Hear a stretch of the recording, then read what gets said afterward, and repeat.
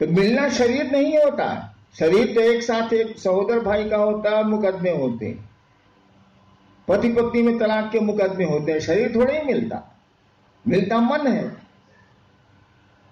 अगर शिव से आपका मन बार बार जुड़ने लगे तो शिव अच्छे लगने लगे। हम लोग को शिव अच्छे लगते नहीं। हाथ देता होता है इसलिए बढ़िया बाप है, वो बात ठीक है, नहीं दिया तो बस खत्म। लोग नहीं कहता बेटवा साहब, अरे बाबूजी से जब मांगो तब दे देते हैं, इसीलिए फिट है हमारा बाप।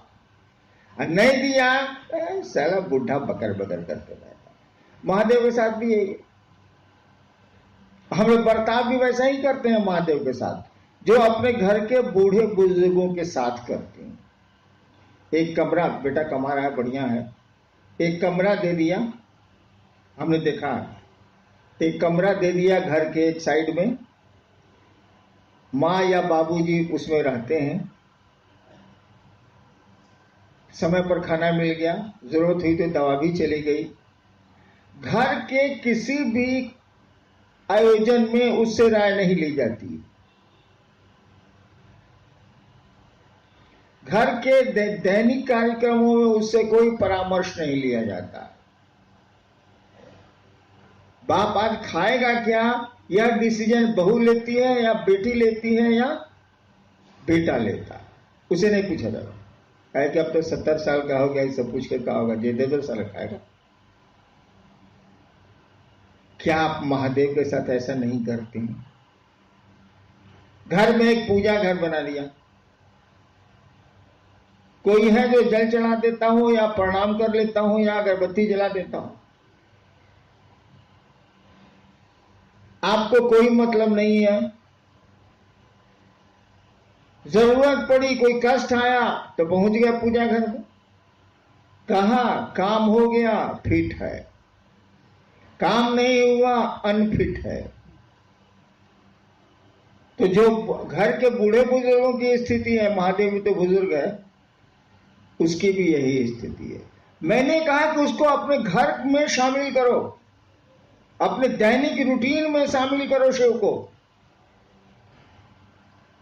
और इसीलिए मैंने कहा कि जो 108 बार आप बैठ के नमः शिवाय करते रहे कई हजार साल से, करिए, हम नहीं रोक रहे हैं आपको, लेकिन टुकड़े टुकड़े में नमः शिवाय करिए आप। इस पर सवाल भी हमसे लोगों ने किए कि 5000 साल, इतना हजार साल से 108 बार सभी मंत्रों का जप होता है, कि टुकड़े टुकड़े में आप काहे कर दिया? तब मैंने समझाया, कहीं कोई काम करिएगा तो ये सोचिएगा ना कि इसका परिणाम क्या आएगा। ठीक है, लोग कहते हैं कि इसको आसान किया गया। अगर कैंसर की दवा आसान कर दी गई है और कैंसर नहीं ठीक होता है, तो आसान चिकित्सा बढ़िया कि भारी चिकित्सा बढ़िया? साला ठीक ही नहीं होता आसान से, तो हम क्या करें, भारी तो करना ही पड़ेगा। हमने कहा कि टुकड़े टुकड़े में आप नमः शिवाय करिए।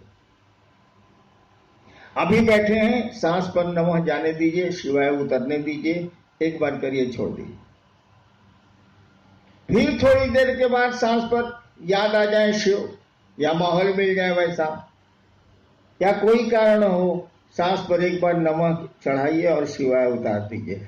जब भी सांस पर नमः शिवाय करेंगे आप, जिसको अजपा जप बोलते हैं, करेंगे आप, आपका मन शिव की ओर जाएगा ही जाएगा। माला पर करेंगे तो मन बकरी पर भी जा सकता है, अन्य कामों में भी जा सकता है। लेकिन ये लोग कहते हैं कि नमः शिवाय करते हैं, मन ही नहीं ठहरता। हमने कहा जरा एक बार नमः शिवाय करिए तो ठहरता है कि नहीं ठहरता है? ठहरेगा ही ठहरेगा। इस तरह से दिन भर में जो बार मन करे तब आप कीजिए, कंटिन्यूअस करिएगा तो गड़बड़ाएगा, लगातार करिएगा तो गड़बड़ाएगा। चलिए, विषय तो है कि जिज्ञासा और समाधान, देखते हैं जिज्ञासा क्या।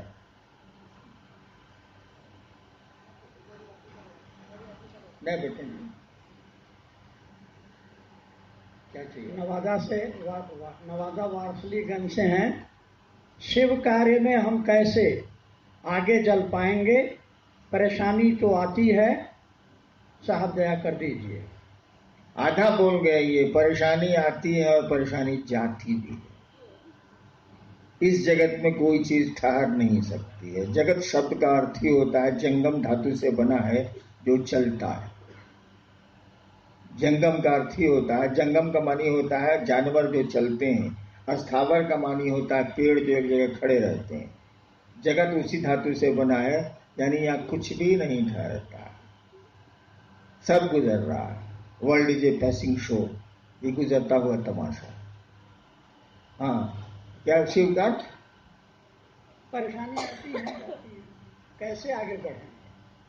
शिव कार्य में हम कैसे आगे बढ़ेंगे? बता तो रहे हैं, आप करने को तैयार नहीं है। हमने कहा कि आप दूसरों को शिव शिष्य बनाने की कोशिश करिए। ये मंच वाली आदत छोड़िए, आपने पकड़ लिया। आपको शिव शिष्य बनना है, चरचरिया भजनिया कीर्तनिया नहीं बनना। आपने शिव को गुरु माना है और आपको शिष्य बनना है। महादेव ने कहा दूसरों को शिष्य बनाओ, तुम्हारा मन भी शिव का शिष्य बनेगा। इस काम को करिए। नमः शिवाय को टुकड़े टुकड़े में ले आइए। तीसरा सूत्र, अदया तो मांगिएगा ही मांगिएगा, उसके लिए कहने की कहां जरूरत, जो पहला सूत्र है। मैं अक्सर कहता हूं कि 4 दिन अगर आपको लेटरिन नहीं हो, दवा के बाद भी पेट खुलासा नहीं हो, और शिव के शिष्य हैं, आपने महादेव आपके आराध्य हैं या गुरु हैं, तो आप कहबे कीजिएगा महादेव को कि सरकार हमको लेटरिन हो जाता, बाप रे बाप बड़ी गंजन है। तो दया तो मांगिएगा ही मांगिएगा कि काहे की जिंदगी में खराब सड़कें मिलनी ही मिलनी है, उसके लिए क्या सिखाना। 2 चीज सीखने जैसी है, एक दूसरों को शिव से बनाने की मानसिकता, और दूसरा नमः शिवाय से अपने गुरु को प्रणाम। इसको करिए, तब भी नहीं होगा कर दिया जाएगा। आप पैदल नहीं चल सकते हैं तो गाड़ियां बनी हैं कि नहीं बनी, बसें बनी हैं कि नहीं बनी हैं। अध्यात्म में भी बसें हैं, गाड़ियां हैं। चलिए तो भाई साहब, चलने की मानसिकता में तो आइए भाई साहब। अब आपको धनबाद जाना ही नहीं है तो कोई बस लाए, ट्रेन लाए, जहाज लाए, क्या फर्क पड़ता है। लेकिन धनबाद जाना ही जाना है तो उपाय हो जाएंगे, उपाय हैं।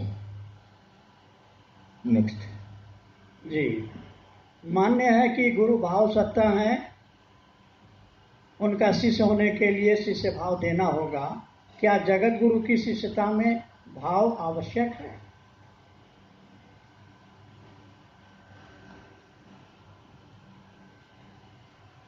सवाल सुना आपने, फिर से पढ़िए।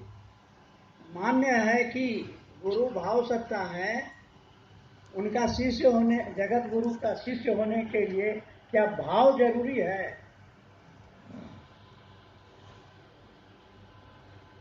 बिल्कुल सही है कि गुरु भाव सत्ता है, पिता भाव सत्ता है, पुत्र भाव सत्ता है, माँ भाव सत्ता है, बेटी भाव सत्ता है, माँ बाप सब भाव सत्ता है। ये संबंध भाव पर ही टिकते हैं, लौकिक हो या पारलौकिक हो।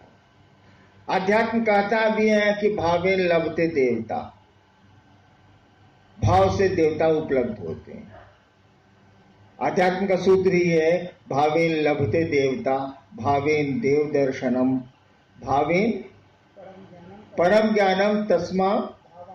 हाँ, उसकी इसीलिए भाव का अवलंबन करो, ये सही बात है। लेकिन एक बात बताइए, आप लोग कर रहे हैं फटाफट, पर जल्दी जल्दी स्वीकार। जिसको समझा रहे हैं उसके पास भाव है क्या? आपके पास हो सकते हैं, उसी के तहत आप घूम रहे हैं, लोगों को शिव से बना रहे हैं। जिसको बना रहे हैं उसके पास शिव के प्रति भाव है क्या? नहीं है। और उसका इंतजार भी आप नहीं करते कि भाव है कि नहीं है। आप केवल इतना ही देखते हैं कि वो स्वीकार कर लिया कि हम शिव को गुरु मानेंगे और कह दिया कि हम 3 को काम करेंगे, आपका काम खत्म, आगे बढ़िए, यही ना है। उसके पास तो भाव नहीं है। और कहा गया गुरु भाव सकता है, तो आपकी मेहनत बेकार चली गई ना भाई साहब, कि नहीं चली गई? मेहनत बेकार नहीं गई। देवताओं से जुड़ने के लिए भाव की आवश्यकता है, बिल्कुल सही है। गुरु भी भाव सत्ता है, ये भी बिल्कुल सही है। लेकिन आपको निर्णय लेना होगा कि आपका गुरु है कौन, आपका मास्टर है कौन।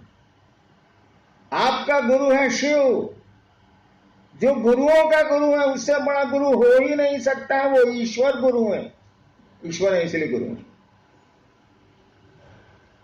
और गुरु की एक खूबी क्या होती है, शिष्यानुभूति की जिन्होंने पढ़ी होगी उनको पंक्ति याद होगी। गुरु अपने शिष्य के मानसिक तल पर आकर उसे आध्यात्म की ऊंचाई में ले जाते हैं। बाकी जो भी हो, लेकिन इसका अर्थ उसका यही है। गुरु अपने शिष्य के मन के तल पर, ऐसे शब्द हैं, मन के तल पर उतर के ले जाना पड़ेगा। अब लड़का को आप पूछ रहा है तो उसको आप एबीसीडी कैसे समझाइए, कौन से शुरू कीजिए। तो गुरु का नियम है, शिक्षक का भी यही नियम है, वो विद्यार्थी के स्तर पर उतर के उसको टानता है। गुरु भी यही करते हैं।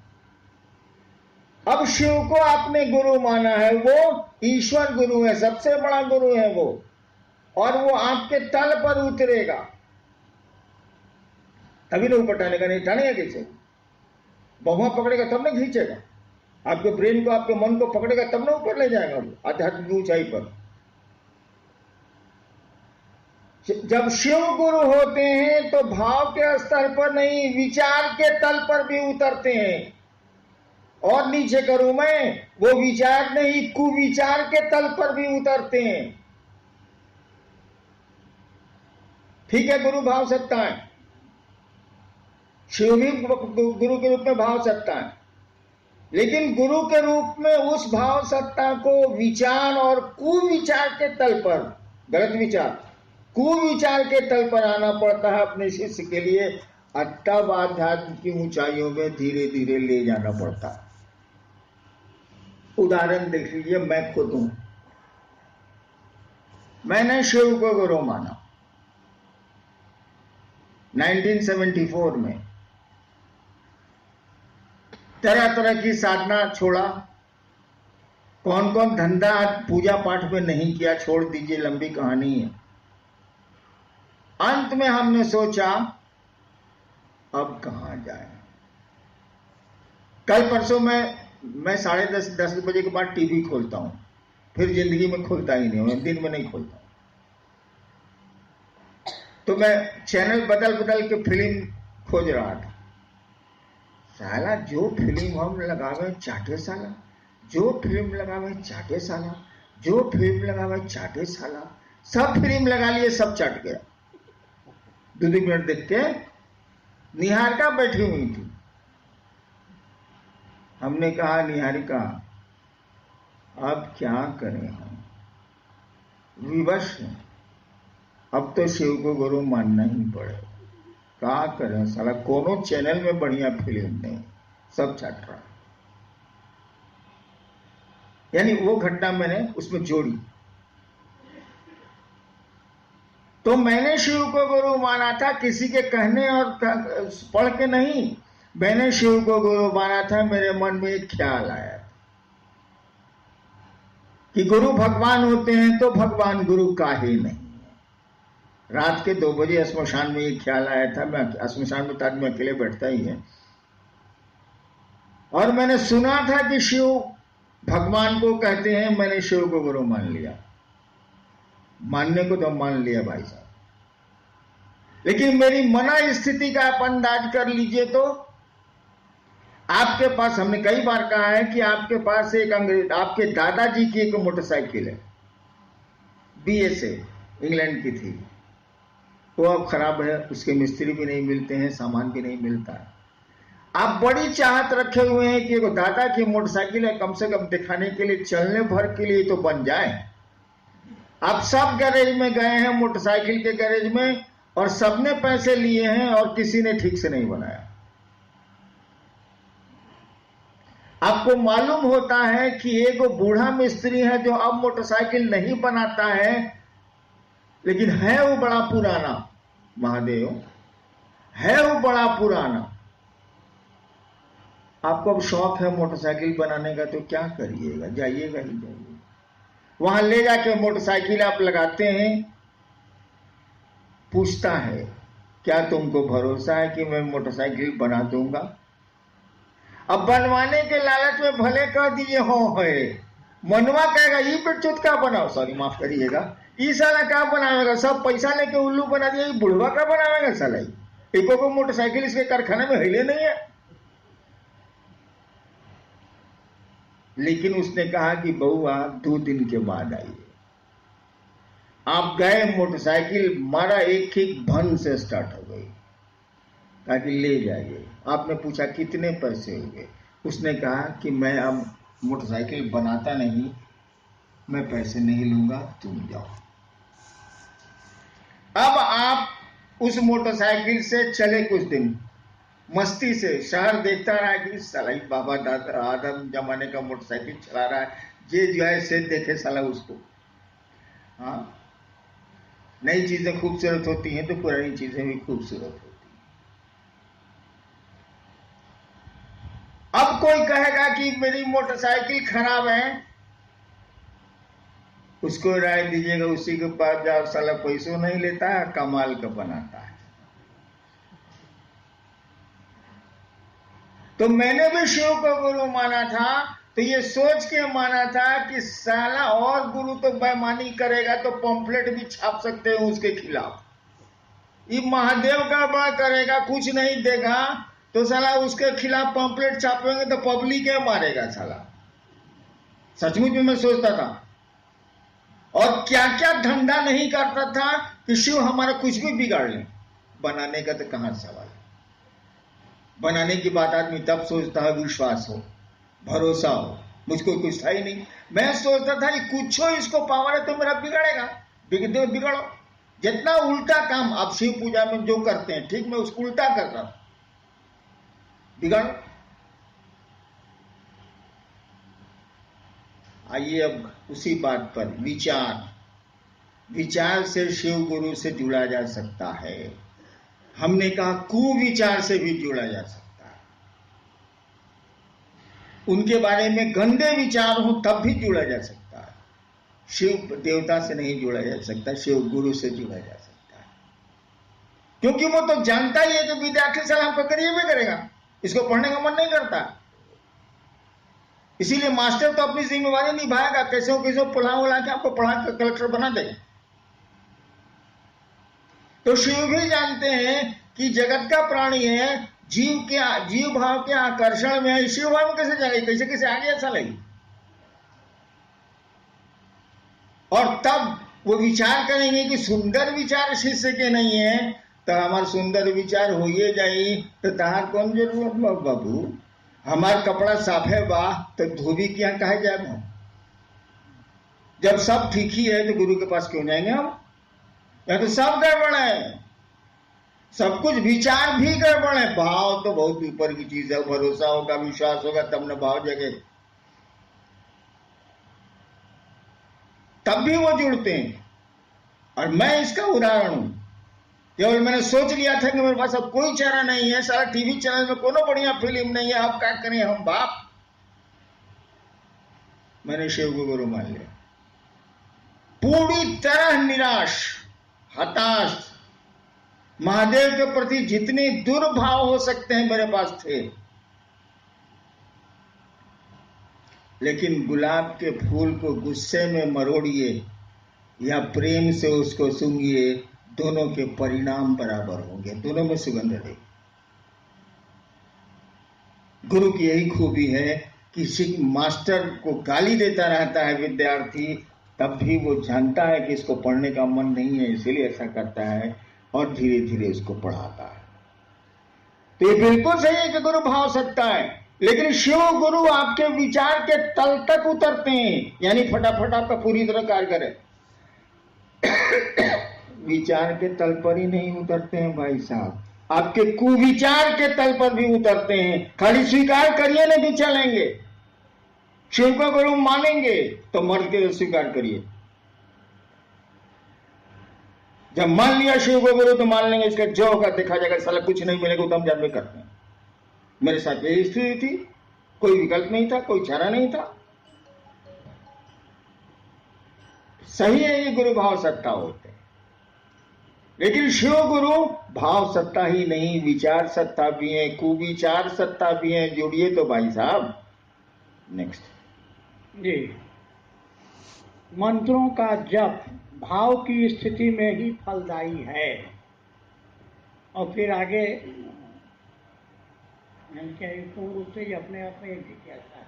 दूसरी लाइन जो है दूसरी जिज्ञासा, उसको भी पढ़ ही देते हैं। शिव के शिष्य भावांतरण हेतु अजपा जप विधि से अपने गुरु को नमन करने के निमित्त, लंबा टॉपिक है जी, वैसे ने कहा ये पहला ठीक है, मंत्रों का जप भाव की स्थिति में ही फलदायी है। कौन बड़का बात है?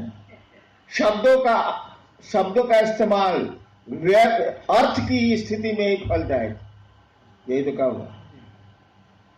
शब्दों का इस्तेमाल अर्थ की स्थिति में ही फलदायक। एक बार मैं केरल गया, हमारे साथ गुरु भाई लोग भी गए, तो एक दो गुरु भाई मिला, वहां का लोकल स्थानीय लोग सब, ये लोग समझाए, वो लोग बुझबे नहीं करे। तो कहा कि बच्चे जी तो बुझते नहीं खे रहे।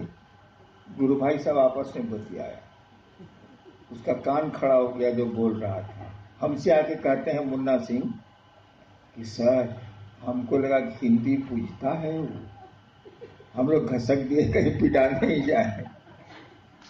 हाँ भाई, तो अब वो अर्थ ही नहीं समझ रहा है तो आप गाली दिए चाहे प्रशंसा कीजिए, बतवा बराबर है।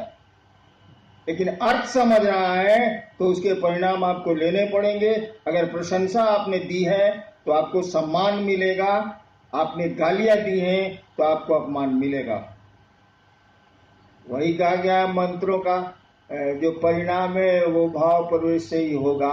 यानी मंत्रों में क्या छिपा है, जब तक इसको नहीं समझेंगे आप तब तक मंत्र रिजल्ट ही नहीं देंगे। हाँ, कुछ मंत्र हैं जो देंगे, जैसे नमः शिवाय। नमः शिवाय मंत्र इतना ज्यादा चल रहा है पूरे विश्व में इतने दिनों से कि नमः शिवाय के नाम पर कोई आपको प्रणाम कर देगा। शिव के नाम पर नाली वाला सांप भी शिवलिंग पर पूजा जाता है, उतना मिल जाए, उससे ज्यादा नहीं। लेकिन नमः शिवाय का भावार्थ समझेंगे, निहितार्थ समझेंगे, तब न रिजल्ट वहां आवेगा भाई साहब। यानी भाव प्रवेश, यानी नमः शिवाय का भाव प्रवेश होगा तभी रिजल्ट आवेगा, तभी परिणामदायी है मंत्र। कोई मंत्र होगा परिणामदायी। अब आप 108 बार नमः शिवाय कर रहे हैं, सुबह सुबह 4 बजे उठ गए, नहा वहा लिया एकदम प्रेम से फर्स्ट क्लास, नमः शिवाय नमः शिवाय नमः शिवाय 108 बार मारा, उठ गए। एगो ब्रह्मपुर में नहीं, डुमराव में, आरा जिला में एक जगह, बक्सर जिला में एक जगह है डुमराव, वहां एक बहुत बड़ा सेठ था। वो पूजा करता था 1.5 घंटा, इतना अगरबत्ती एक दिन में जलाता था, एक मुट्ठी। बड़ा बिजनेसमैन था। एक दिन पहले 3 गो मुंशी को भेजा कि तुम बक्सर चले जाओ, तुम आरा चले जाओ, तुम ब्रह्मपुर चले जाओ, अट्ठा गाता में कि हमारा पैसा लेके आओ, जाओ। वो बोला है बनिया की देंगे। दूसरे दिन वो पूजा कर रहा था, करता था ओम जय जगदीशर, ओम जय जगदीशर, ओम जय जगदीशर, 1.5 घंटा कर रहा था वो, अगरबत्ती जला के पूजा कर, पूरा पूजा कर फोटो लगाया हुआ था। सही घटना बता रहा हूं। उसी समय मुंशिया आया, एक जो बाहर भेजा था वो आया, दूसरा आया, तीसरा आया। दूसरे दिन की बात है।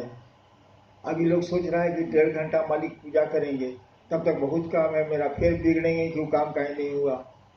तो सोचा कि पूजियों में बोल देते हैं कि क्या हम लोग गए थे तो क्या हुआ। एक बोला कि मालिक गई रही है बक्सर, कल की 20 तारीख के दे पैसा। अब वो कर रहा है हरिओम हरिओम हरिओम हरिओम हरिओम हरिओम हरिओम, जोते से बोलता था। जैसे ही बोला कि 20 तारीख के बहनचोद हरिओम मदरचोद हरिओम, साला कहा था पैसा देने को, मदरचोद 20 को देगा, भोसड़ी वाला साला हरिओम हरिओम हरिओम हरिओम, तेरी माँ चलो हरिओम हरिओम हरिओम। सही घटना मैं बोल रहा हूं। तब तक दूसरा मुंशी बोला, गए थे हुजूर बिहिया, वो बोला कि 25 को आइएगा। तेरी बहन के चोले साला हरिओम हरिओम हरिओम हरिओम हरिओम, तेरी बहन के चोले तेरी माँ चोले साला हरिओम हरिओम। आज ये बोला था पैसा देने के लिए साला। यही पूजा 1.5 घंटा करता था वो, इतना मुट्ठी अगरबत्ती जलाता था। वही सुबह सुबह आप नहा लिए, नमः शिवाय करने बैठे, सही मंत्र भी आपको मालूम है, सही आसन भी किसी ने आपको सिद्धासन सिखा दिए या पद्मासन कर रहे हैं आप। 108 बार में 100 बार नमः शिवाय होगा, 100 बार महादेव का ध्यान होगा, 100 बार धरती का ध्यान होगा।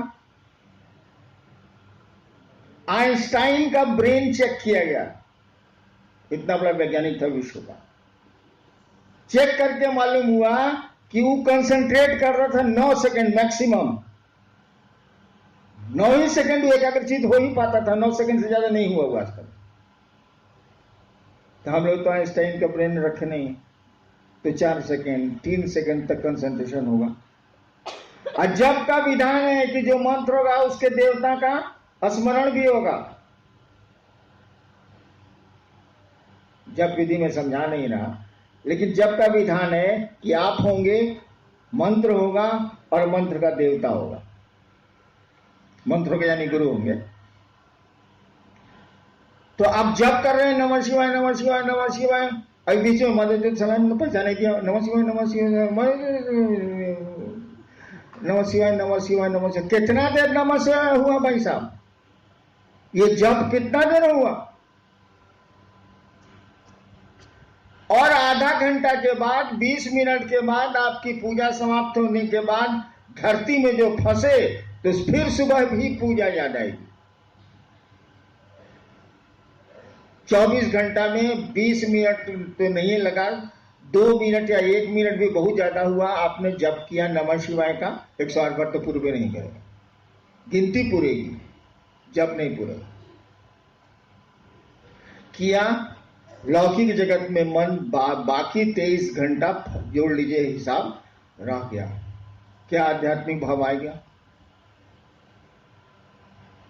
हमने कहा कि तुम टुकड़े टुकड़े में नमः शिवाय। जब भी सांस पर श्वास पर आप नमः शिवाय करेंगे, शिव जरूर याद आएंगे। वो मैकेनिकल हो ही नहीं सकता, मशीन की तरफ कर ही नहीं सकते हैं। सांस पर नमः चढ़ा और शिवाय उतरा, शिव याद आएंगे। हम जानते हैं कि आप इसको देर तक नहीं कर सकते। 9 सेकंड तो आइंस्टीन था, तो हम लोग कहां है? 9 सेकंड। हमने कहा 1 बार करो, 2 बार करो, 3 बार करो। बहुत तुम कबीलाट हो, 11 बार करो। वैसा कबीलाट हम लोग क्या है नहीं, 1-2 को है, लेकिन यहां नहीं आया। लेकिन उससे भी नहीं होता, सब डपोर संख्या है, झूठ बोलता है।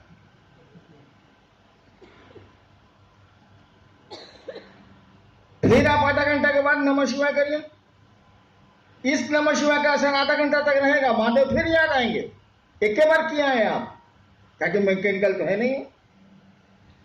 फिर सांस पर नमः जाने दीजिए, शिवाय उतरने दीजिए। इस तरह से 24 घंटे में कई बार आपको शिव याद आएंगे, और जैसे जैसे शिव याद आएंगे, शिव अच्छे लगने लगेंगे, अपना लगने लगेंगे, और नमः शिवाय का भाव प्रवेश होने लगेगा। तो 108 से जल्दी ना भाव प्रवेश हुआ, टुकड़े टुकड़े में रिजल्ट में जल्दी ना आया, उससे तो हो ही नहीं रहा।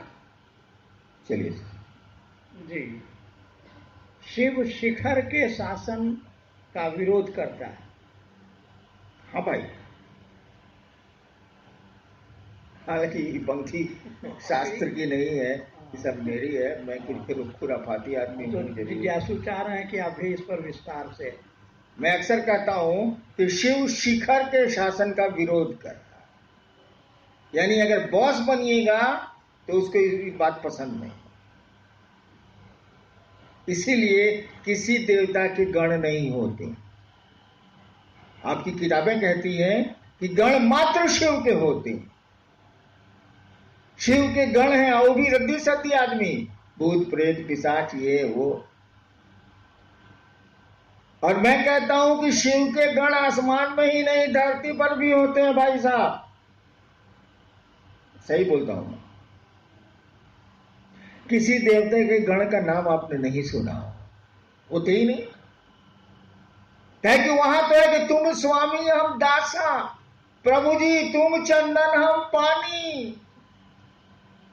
वहां तो दास भाव है कि सरकार जे छिए इसे अपने ही छिए।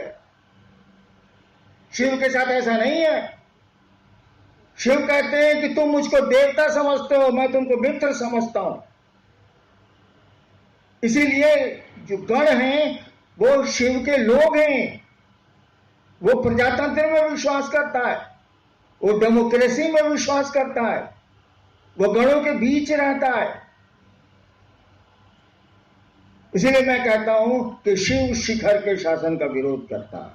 वो जनता का आदमी है, गणों का आदमी है। सारे काम उसके गण करते हैं, वो तो कुछ करता ही नहीं है। उसकी शक्तियां करती हैं, उसके गण करते हैं, वो तो कुछ करता ही नहीं, बैठा रहता है। वो अपने लोगों पर भरोसा करता है, उसकी दुनिया उसके लोगों से चलती है। इसीलिए कहा गया शिव के गण होते हैं, और किसी देवता के बारे में कुछ कहा ही नहीं गया। गण होते ही नहीं, दास होते।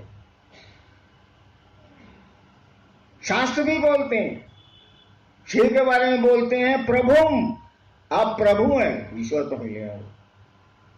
ईशम, ईश कहते हैं कंट्रोलर को, जो कंट्रोल करता है, इसी से बना ईश्वर। ईश का मानी जो कंट्रोल करता है। अब कंट्रोल किए हुए है, वायदा नहीं भागने देगा। प्रभुम ईशम गुणहीनम, गुण कहते हैं बंधन को। गुणहीनम मतलब आप बस कोई गुण नहीं है, कोई बंधन ही नहीं, आप बंधन मुक्त है। ईश्वर है ही तो बंधन मुक्त है ही। गुणहीनम उलट दिया, अशेष गुण, कल कोई गुण तुम में नहीं है। अब गुण गिनाएगा तो सारा खत्म नहीं होता। शिव का तो यही पैराडॉक्स है। कहा कि गुणहीनम, आपको कोई गुण नहीं है। हाँ भाई, ईश्वर है तो गुण कहां से आए।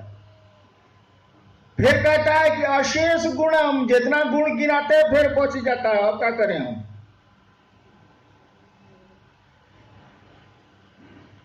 कहता है कि सुनिए, आप इतना कड़ा फोकस रखिएगा तब से मोहब्बत कौन करे।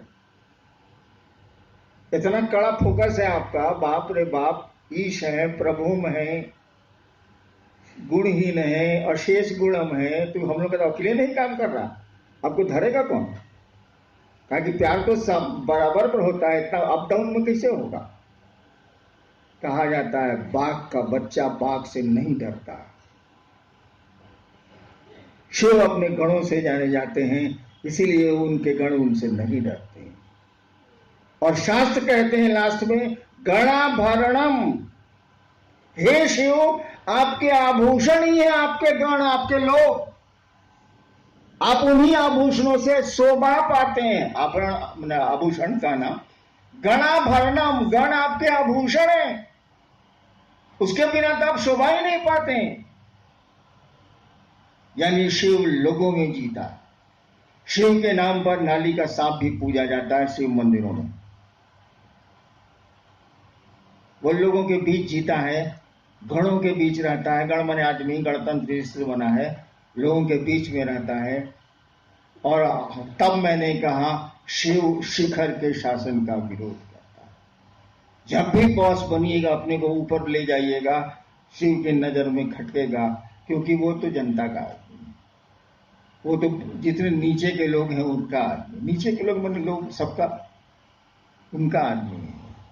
उसकी अलग कोई आइडेंटिटी नहीं है, अलग कोई अस्तित्व नहीं है। शिव अपने गणों के चलते जाने ही जाते हैं, शक्तियों के चलते जाने जाते हैं। कहा जाता है कि शक्तियां शिव का प्रकटीकरण है, शिव अपनी शक्तियों से जाने जाते हैं। शिव अपने गणों से जाने जाते हैं, अन्य देवताओं में ऐसा नहीं है। भाई हो जाएगा लेट। आइए महादेव का काम करें हम लोग।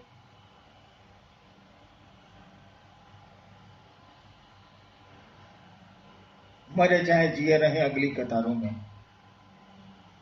जीवन जय, नहीं तो मरण होगा। यातना नहीं, अब रण होगा। रश्मि रथी, जीवन जय, या तो शिव को धरती पर गुरु के रूप में उतारेंगे, गुरु उतर जाएंगे, शिव उतर जाएंगे, शिव को धरती पर उतारेंगे, या नहीं जीवन जय, नहीं तो मरण हो। लेकिन इसके लिए भी लोग तैयार नहीं है। कल मंडल जी को कहा कि मंडल जी हम लोग बोझा बने हुए हैं धरती का, साला महादेव का भी नहीं होना। 40 साल से ईमानदारी से मैं खट रहा हूं, मैं अपनी बात जानता हूं, दूसरों की नहीं जानता, बिल्कुल अपनी समझ से ईमानदारी से खट रहा हूं, और साला कुफ्र है कि टूट ही नहीं रहा, ये महादेव का काम बढ़ ही नहीं रहा है। तब रह के क्या होगा, साला धरती के हम लोग बोझा हो गए हैं, चलिए हम लोग जल दरिया में डूब जाए। मंडल जी को कहा, मंडल जी के भाव से मुझको लगा कि नहीं सर, आपको डूबना है डूबिए, हमको रहने दीजिए। आप सबों को प्रणाम।